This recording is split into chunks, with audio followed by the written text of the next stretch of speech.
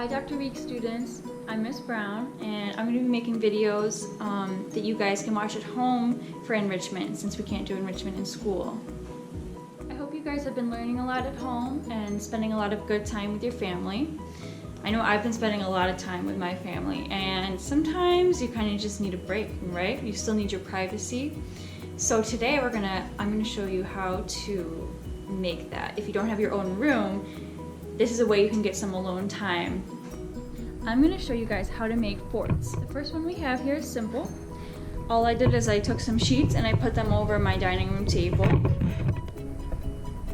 And I used 2 chairs to create a door. Now if you don't have a dining room table or you're not allowed to use it, you can make a mini fort between 2 chairs. Or here's another option.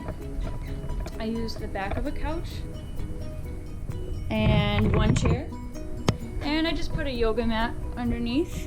You could also use a blanket and some pillows. I'm going to take you inside the fort that's underneath my table. I already set it up with some stuff to do.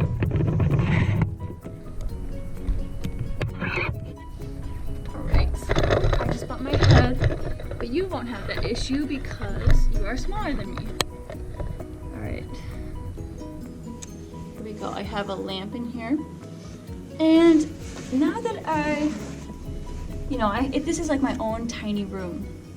So now that I'm in here, I feel like I can focus and do some homework or even read a book or go online and watch videos that my teachers have posted for me. A simple fort like this can be great to use as like a calm down zone like you would have in your classroom. It's like making your own cool down or calm down zone in your house. And you can also pretend so many things with it. Like you can pretend that you're camping or thousands of other things. Like this is your own pirate ship.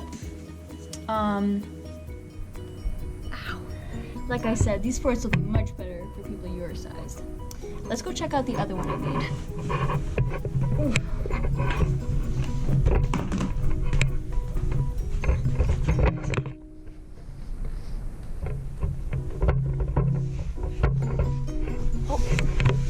It's very dark in here.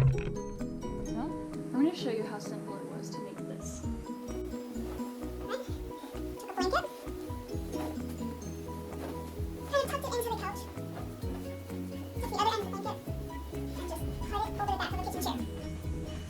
Okay. Make sure to ask your parents that the blankets and sheets you're using are okay to use, and make sure they don't mind that you use their chairs. Before I end this video, I want to introduce you to a special furry friend that might be joining us in other videos. Her name is Cassie. Hi, Cassie.